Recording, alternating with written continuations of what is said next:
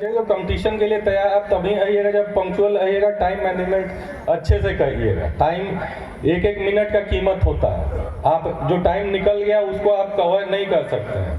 ये नहीं, हम लोग का भी इनिशियली जब हम लोग पढ़ाई करते थे तो बहुत ज़्यादा फोकस नहीं थे, 7th 8th क्लास तक उतना समझ में चीज़ें नहीं आती थी, लेकिन 8th के बाद आदमी सीरियस हुआ तो उसके बाद पढ़ाई लिखाई पे ध्यान देना चालू किया। तो उस समय से आदमी सीरियस हुआ। तो पहले जो हम लोग की टेंडेंसी आती थी कि साल भर मस्ती करो, इधर उधर खेलो कूदो, लास्ट के एक सप्ताह पढ़ के एग्जाम दे दिए तो उससे, लेकिन जो उस तरह से जो भी एग्जाम देते हैं, एग्जाम उस समय तो आप निकाल लेंगे लेकिन समझ आपकी नहीं बन पाती है।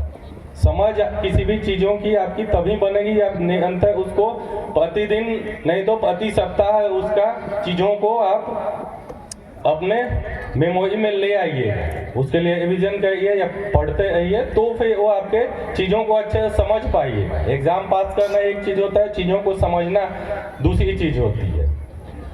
तो वो काफ़ी महत्वपूर्ण है। अगर चीज़ों को समझ के आप एग्ज़ाम पास करें, भले ही आप टॉप नहीं करते हो, अपने बारे में हम बता दें, हम कभी टॉप नहीं किए किसी एग्ज़ाम में, टॉप नहीं। भले गेट दिए थे तो उसमें एमटेक के एडमिशन का जो एग्ज़ाम होता है उसमें एक बार केवल टॉप किए, बाकी कभी टॉप नहीं किए, लेकिन टॉप 10 में हमेशा आते थे, कभी भी टॉप 10 के बाहर नहीं आते थे। इसीलिए कि चीज़ों को हम समझ के कोशिश करते थे हमेशा कि समझ के चीज़ों को समझें, भले एग्ज़ाम में नंबर 2-4